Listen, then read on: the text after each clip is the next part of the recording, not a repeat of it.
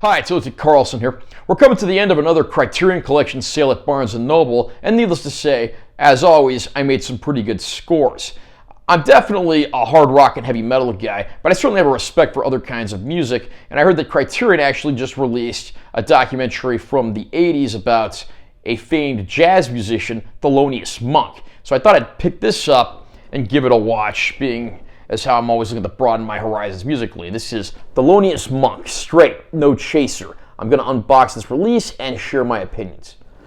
Nice cover art there with the silhouette of Monk and strips of film, spine text,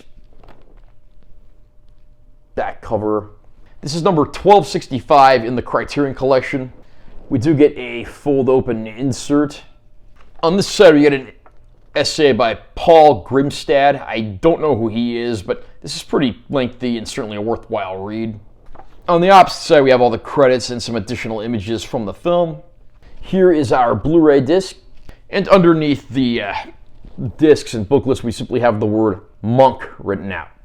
The closest a film camera ever got to enigmatic jazz visionary Thelonious Monk, this intimate portrait sheds light on the corners of a brilliant and complex life, superbly crafted by direct cinema pioneer Charlotte Zwerin from a trove of precious 1960s archival footage. Thelonious Monk, straight no chaser, captures the pianist, composer, and bebop innovator in rare, unguarded moments on and off stage, revealing an eccentric and complicated personality.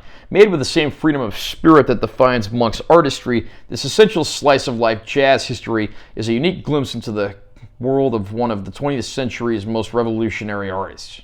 Again, my familiarity with jazz music is fairly limited, but it's something that I certainly have a respect for, and it's something I'd certainly like to get more into. Thelonious Monk is certainly a name that comes up a lot when it comes to conversations about the jazz genre, and I must say, this is certainly an interesting portrait. Now, this is certainly not a point A to point B documentary. It's comprised primarily of footage that was shot in the 1960s by a crew for German television, which apparently ultimately went unused, but Charlotte Zwerin got her hands on the footage. She was able to put it together and create a good 90-minute film along with some new interviews with people that Monk knew and was related to. I mean, Thelonious Monk's son is actually one of the people interviewed in the documentary, as well as some of his contemporaries and fellow band members.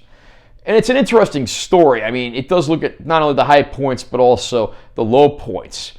There's a lot of scenes, obviously, that are of Monk doing music, but then we also see a lot of slice of life stuff, including him off the stage, even walking around, the airport in Germany. And there's even a scene where he's approached by some fans from Europe who want to get his autograph.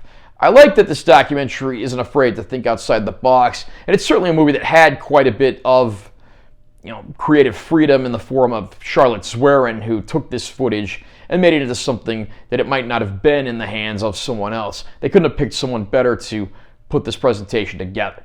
I have to say, I'm certainly more fascinated about jazz music than I was before. I definitely want to get some Thelonious Monk records and add up to my collection, as well as some of his other contemporaries who are mentioned here. Even if you're not necessarily a jazz fan, this is a documentary that's well worth picking up. As with a lot of documentaries, Thelonious Monk, straight no chaser, is composed of footage from various sources. Most of it, again, comes from that footage that was shot in Germany in the 1960s in black and white, but there's also some other footage of varying quality, as well as some of the newly filmed interviews, including the stuff with Thelonious Monk Jr. Some of the stuff that was, obviously shot on videotape does not look the best. Some of the older footage is quite a bit softer and not necessarily in the best shape. But for the most part, everything does look pretty presentable and pretty solid. I wouldn't say there's anything in here that outright looks bad. Again, it's a hodgepodge of footage, but it's put together well, and the picture quality is decent overall. Just don't expect home theater demo material.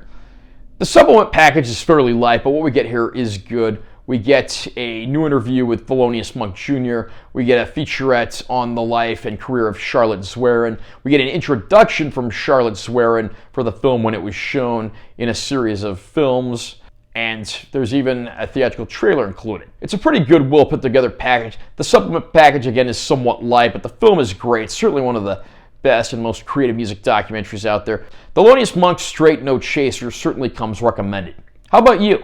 Are you a fan of Thelonious Monk? Have you ever seen this movie before? Are you not familiar with jazz at all, but considering picking up this documentary nonetheless? Comment down below and let me know what you think. Also, remember to subscribe to this channel for more content. I'm always posting new videos. And make sure to give this one a like if you found it helpful. Until it's Carlson, see you next time.